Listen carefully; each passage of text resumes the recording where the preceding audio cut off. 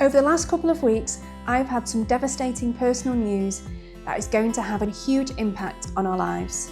And honestly, it's completely knocked us sideways. I'm not ready to talk about it fully yet, but I will do in a future video. But alongside that, we've had a bit of negativity online recently too as well. And together, it has really made us question the whole journey and whether we should keep making these videos at all. But after a lot of conversations and seeing so many people finding our channel recently, we've decided, for now, to keep going. So in this video, we're back on the road again, but this trip feels a little different. We wanted to show more of us this time, not just the places we visited, but how we travel, how we find places to stop, and how we try to explore Ireland without getting in the way of people who actually live there. Because for us, this was never about ticking places off a list. It's about finding moments, stories, and places that make you feel something. And a big part of that, for us, is making sure we respect the places we visit, leaving them better than we found them, not adding to the problems that tourism can sometimes bring. And this trip definitely gave us that. In this first part of the road trip, we visit a castle of huge historical significance. Its beautiful gardens, and on the way we stumble across a really poignant memorial, and completely by accident we discover a hidden gem of a campsite tucked away off the road. And because we filmed so much on this whole trip, we're splitting this trip into parts, with the next episode coming out on Sunday. So you won't have to wait so long for the next instalment. Also, we know a lot of people who regularly watch our videos still aren't subscribed. Subscribing is completely free. It really helps support the channel and it means you'll get notified when our new videos go live. And apparently, YouTube now lets people hype our videos too. We still don't fully understand what that does, but if the option appears for you, we'd really appreciate the support. Anyway, let's get into today's road trip. Welcome to Finding My Place. We are Helen and Martin and we moved to Ireland to build a new life here. This channel follows our journey from DIY projects and gardening at home to exploring new places across Ireland in our campervan, balancing work and home life and sharing all the everyday moments along the way. Let's get into it. Well, we're off on another road trip. This time we are going to see if we can find some castles. 2 castles possibly. What's so special about these castles? Well, I don't want to give much away. One of them's a tourist attraction, the other one's a quieter one, which we're hoping there's a park up right next to it. So we've never been, so we're just winging it. But the whole purpose of this trip is what? Is to see where we can go where there's not many people. Well, we got some grief online that we're freeloaders because we don't tend to pay for parking, and that we do our business in the woods and stuff like that. We have an onboard toilet, we're fully equipped for off-grid. So we want to prove really that people's perception can be wrong, very wrong in our case.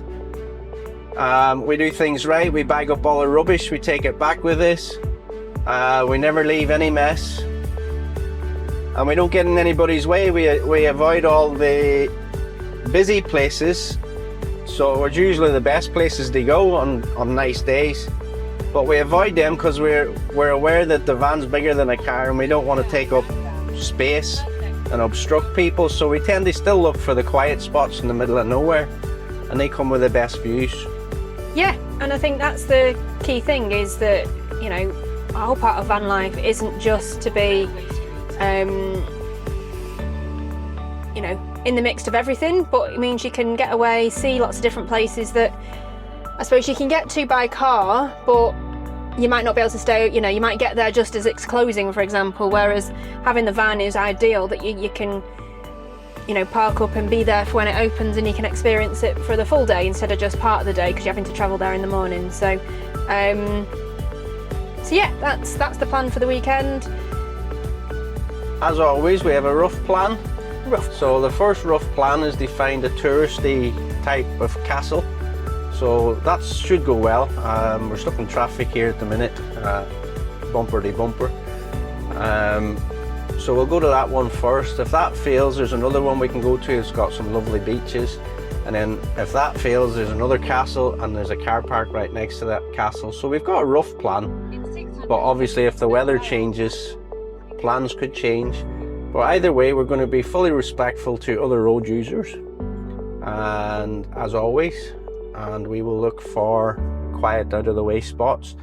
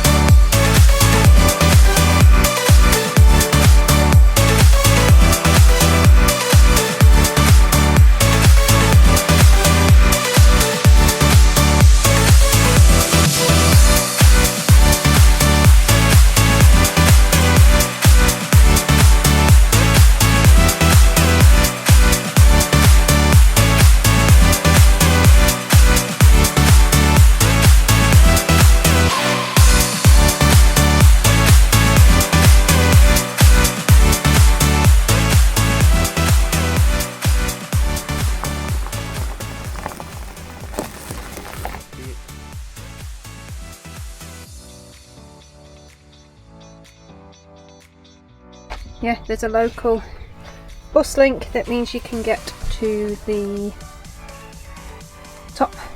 That looks like you. It does look like me, but it's not.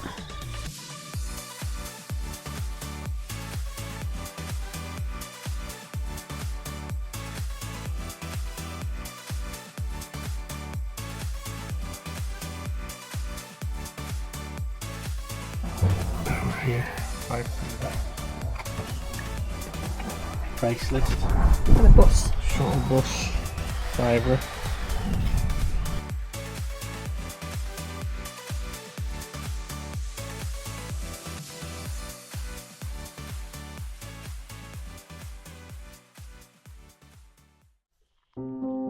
Nestled deep within the heart of County Donegal, Glenveagh National Park is one of Ireland's most breathtaking landscapes. A place where rugged mountains, quiet lakes and carefully designed gardens meet centuries of history. At the centre of the estate stands Glenveagh Castle, a remote castle built between 1867 and 1873 by John George Adair, a wealthy landowner and speculator originally from County Laois. Adair had made his fortune in America during land and gold rush era before returning to Ireland with ambitions of creating a vast hunting estate in Donegal wilderness. The castle was designed in the style of a Scottish baronial mansion, giving it the dramatic fairy tale appearance it holds today. But Glenveagh's story also carries one of the darkest chapters in Donegal's history. In 1861, following the alleged shooting of his land steward, Adair ordered the eviction of around 244 tenants from the Donegal area, including families, elderly residents and young children. Over the course of several days, around 44 families were forcibly removed from their homes with the assistance of approximately 200 police officers. Homes were demolished or had their roofs removed to prevent people from returning, leaving many families homeless and forcing them to emigrate to America and Australia. The actions carried out here earned Adair the nickname Blackjack Adair, a name still remembered across Donegal today and associated with one of the most infamous evictions in Irish history. The event became known as the Donegal evictions and caused outrage across Ireland, particularly as it happened not long after the devastation of the Great Famine. After John Adair's death in 1885, his American-born wife Cornelia Adair continued to manage the estate for many years. Known locally as the Lady of the House, she transformed Glenveagh into a successful deer forest and gradually earned more balanced reputation amongst the local communities through employment and investment in the estate.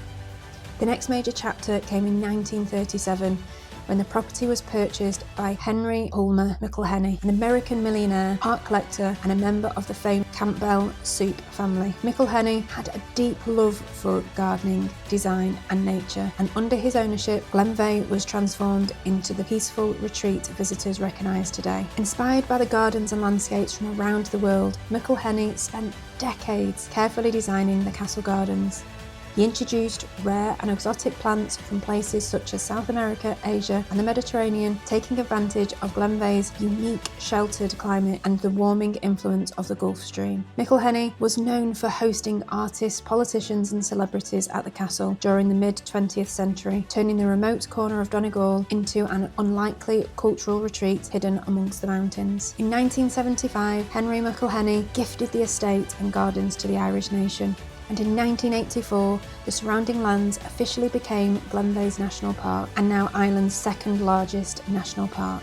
Today, Glenveagh stands as a place where beauty, history and complexity all exist side by side. From its dramatic past to its peaceful present, the estate offers visitors a chance to experience not only Ireland's most stunning landscapes, also the layered stories of the people who shaped it.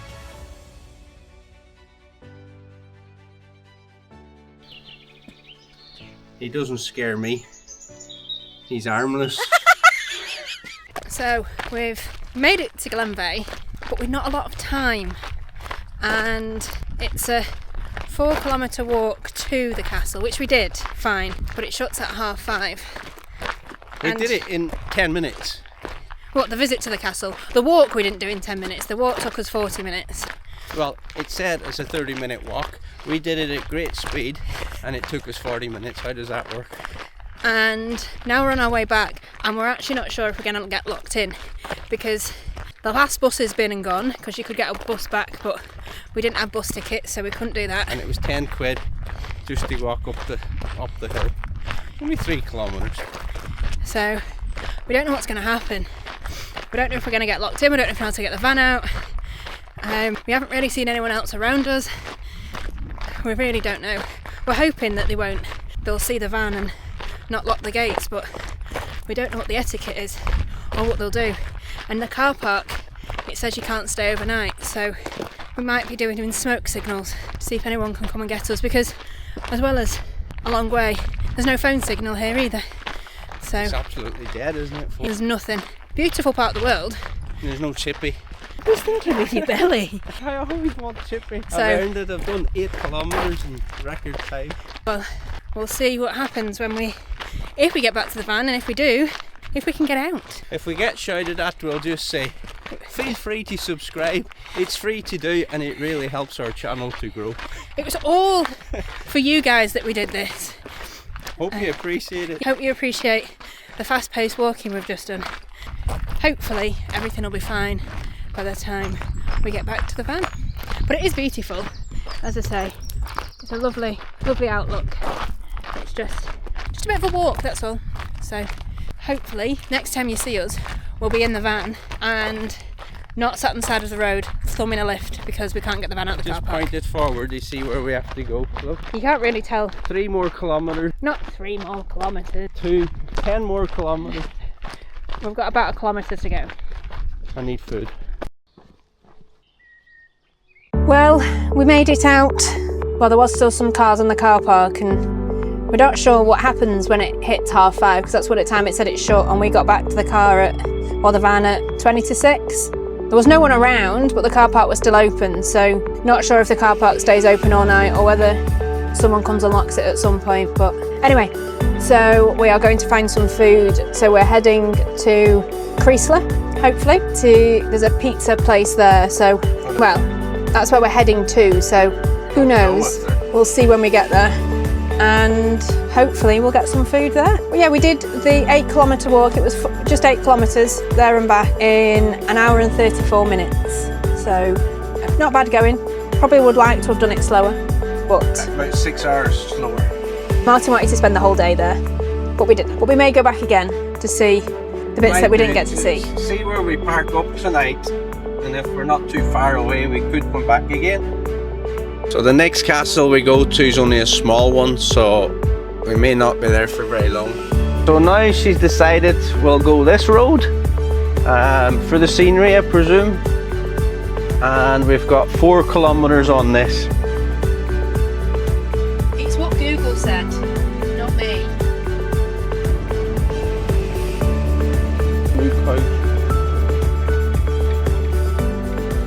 That's what you do, you let people pass if you're holding them up. Polite and friendly.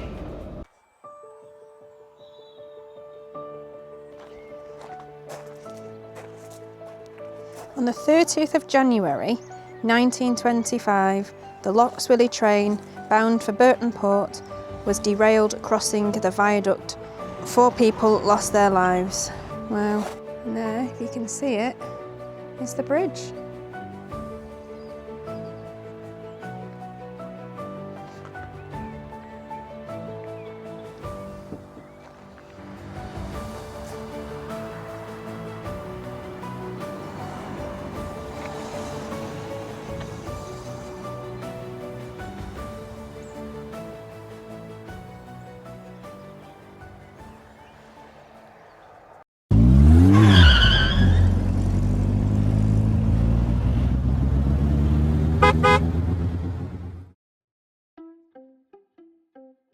This place looks fantastic.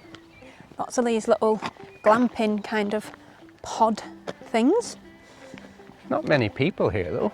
It's not as busy as I thought it might be. The looks of it, there's smaller pods over there, and you've got these kind of chalet style ones here. It's called... We're not advertising this place, by the way. No, it's just we've stumbled across it. Yeah, just in case anyone's interested, you know. It's Wild Atlantic Camp. Let's go and have a nosy in the windows. So there might be somebody in there. Yeah, we won't go too close. Electric charging points. It's very well equipped, this place, isn't it? Done a good job. Lots of land. They were the big ones. There's So tennis these court. are smaller. These are just little 1-bedroom pods. Little tennis court. Children's play area. And then little... Glamping pods. Yeah, all you need really. There's a nice smell of food in the air. There Oh, is. I wonder is that our pizzas? It could be. Just have to. There you go. Double bunk beds. Yeah, they look great. A little bathroom. And a kitchen. What have we got down here? Caravan park. The caravan hookups. Nice little spot, that. Yeah. How much are the caravan pitches? Well, it looks at about €35 a night. For the caravans? Yeah. So about the same for camper vans, will it? Yeah, it's the same. Nice little site, this. It is. Lots of facilities, like outdoor eating area. There's a little cafe there as well. Happy Camper Cafe. And you've got toilets, showers, What do they do for food though? Mini meals, ice cream. drinks and stuff. They do hot Showers. Yeah, there is food in there by the looks of it. So you've got the Pod, which is a cocktail and wine bar. food. Tapas bar. There's our little van parked there. There we are.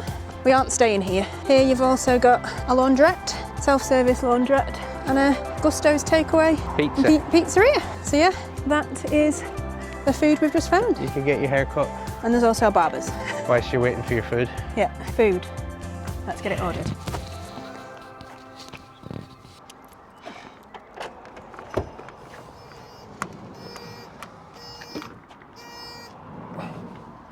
Yay! Ooh. Jeez, I'm on a hill.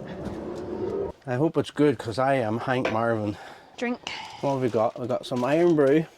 a dip, a pizza. Let's have a look at the pizza. What have you got? 7-inch? Oh, that looks good. That looks amazing. It's really nice. That looks really good actually. I'm quite impressed with that. I wasn't expecting that. Magic box, 10-inch magic box. Now let's have a look at what's in here. There's a lot of food again. Right, that's actually Whoa. quite impressive. I was expecting a small portion. What have we got? We got some doner meat. Chips look great. Nice chunky chips. We got some chicken pakora. Onion bhaji. We got some onion bhajis in there. Plenty of food. I feel like it needs sauce. There we go. What sauce is it? Just a mix, I think. So we got some sort of sauce here. Not really sure what it is, but I'll let you know when we review the food. So signing off to eat some food. Have you got chips as well? I got some chips, yeah. Right. I'm not really sure what that is. Oh, it's got a kick to it. Bit of chilli in there somewhere. Oh, let's pour the whole lot on. Go in big. I'll go home.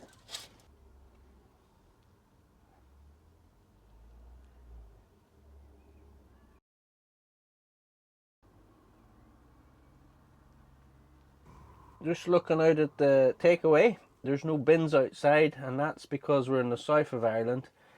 Here you pay to have your rubbish emptied. If they put bins outside, the public would just fill them up with their own rubbish. So we take everything home with this. So all of this now we'll put in the plastic bags, and we'll take that home with us, and we'll dispose of it in our own bin at home. So we don't put it in public bins where we can avoid it, especially down here in the south. People pay for bins.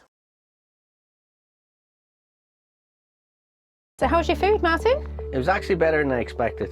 A lot better than I expected. I wasn't expecting to get much food on one of these expensive type campsites, but they did actually pile it all in, as you saw from the video. Review on the food, the chips 9 out of 10. I think they probably could have been fried that little bit more, maybe another minute in the fryer. But I'm just being fussy. But it was a good 9 out of good solid 9 out of 10. The chicken pakora was spot on. It's as good as it gets, so I'll give that a 10 out of 10. The doner meat was on the poor side. It was it wasn't the best. It was edible, but I'd give that maybe a 4 out of 10. That's being generous. Onion bhajis, the onion bhajis were spot on as well. Yeah, I can't complain about the onion bhajis. So all in all, very nice. Oh, the sauce, don't know what the sauce was. They called it kebab sauce on the menu, but it tasted a bit like, I will explain it. There's some mayonnaise on the top of it, but the taste, the flavour was a bit like mango chutney mixed with barbecue sauce. So a bit spicy, a bit tangy, and it was very nice. It had a nice taste. It was especially nice on the pakora.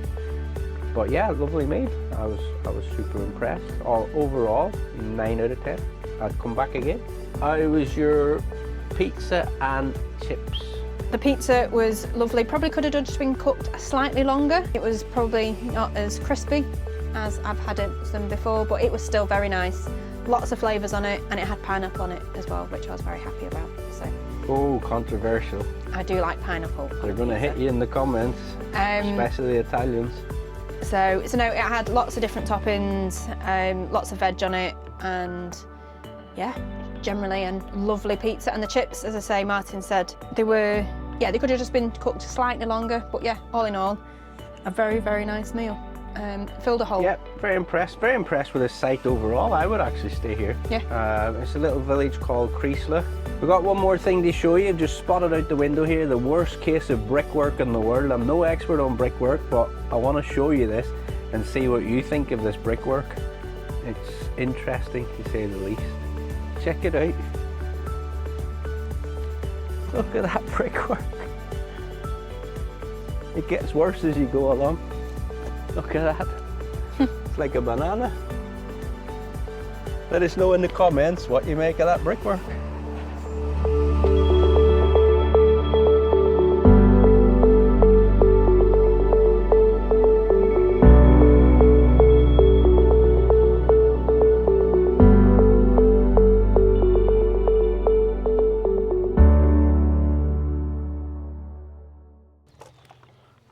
And where are we on here?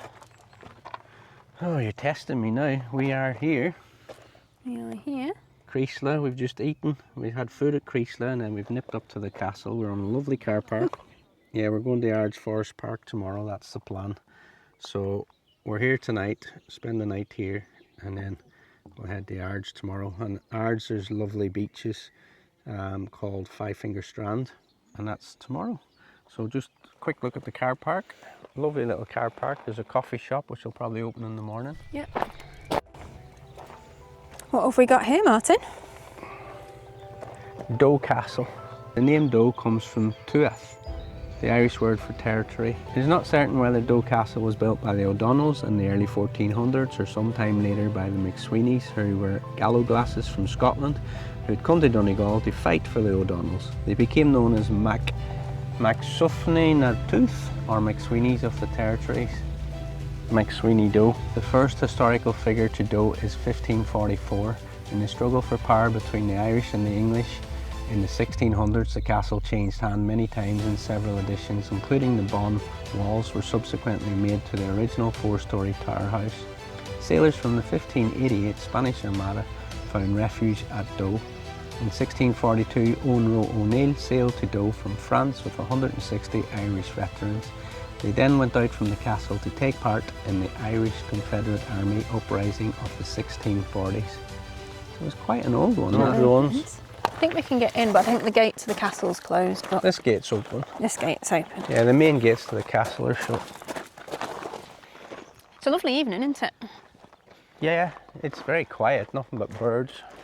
You can probably hear them. It's a fairly simple looking castle. It is. We'll just show you. There you go. The tower block must have been added later Yeah, it's different, made up differently, isn't it? because it's a completely different design to the rest of it. It says that the castle opens at 9 o'clock in the morning. Someone comes and opens the gates at 9.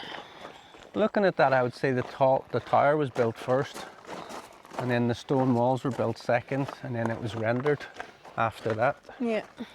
So it's a bit of a mix match. Yeah, we'll have a good nosy around there in the morning. There's a tap here as well. There's a tap there, and there's also one at the other end. That one's not connected to anything, but That is connected, that's a different pipe. I think there's one down by the coffee shop as well. We bring our own water, so we're fine. But if anyone needs water, there's water there for your van. And this is the lake. Very quiet. I think I'll sleep here. Bring me bivvy bag.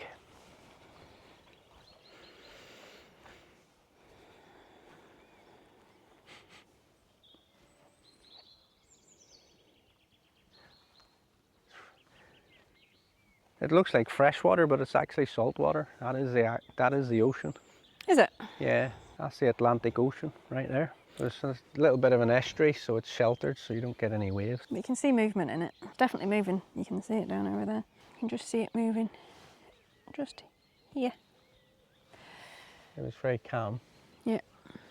Good view from the castle here. So tomorrow, the gates will be open. I don't wonder how they made these things. They didn't have scaffolding back in them days. Oh, there's some rubbish for us to pick up. I need to get the litter picker. We'll come back for that. Pick that rubbish up with us. We always try to take rubbish with us when we see it, especially plastic. We're just minding our own business. I don't know if you can see it.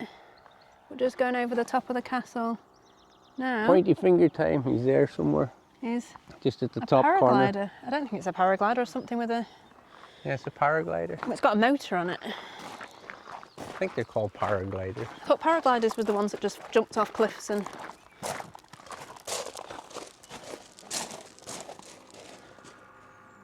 Yeah, it's a motorised with a sail on it.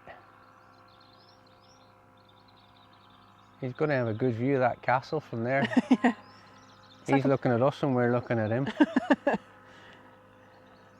It's like it's like his personal drone. We wave at him. He's obviously coming for the view, isn't he?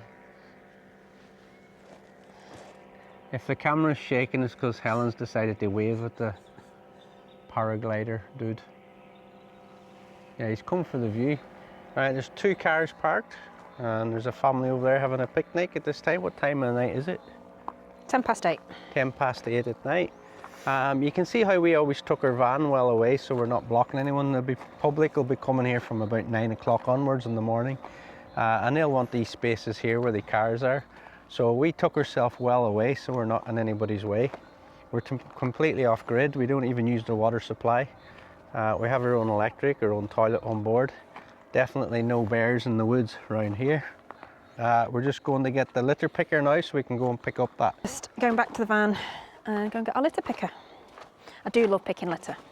It gets quite addictive after a while, if I'm honest. Which is quite good. It's good for the environment. So Martin's just going to see if he can get it out the back of the van. You got your litter picker? That's it.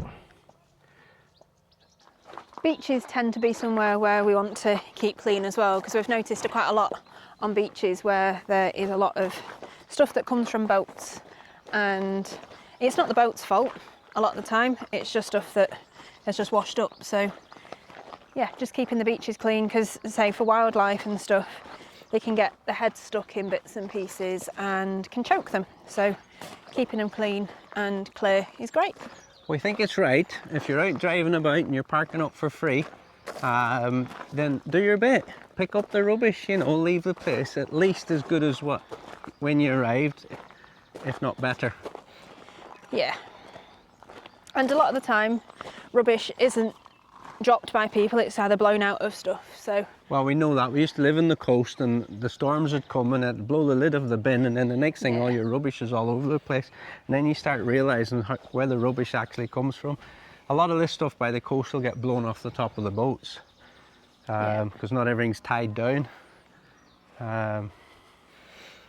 So Yeah, anyway.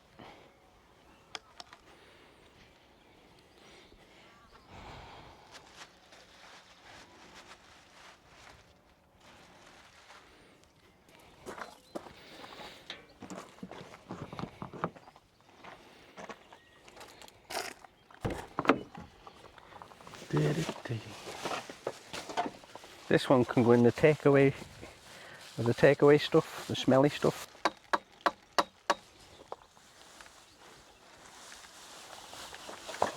Just spotted some more here too, look at this. What's that say on there?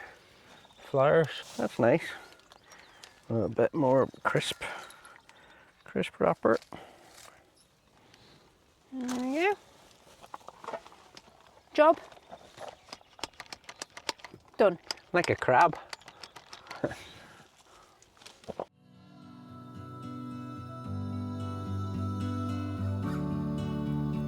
If you like this video, please make sure to subscribe as it helps our channel grow and you'll be notified when our videos go live. We've also set up our social media pages, Facebook, TikTok and Instagram. Please come and follow along and join our community.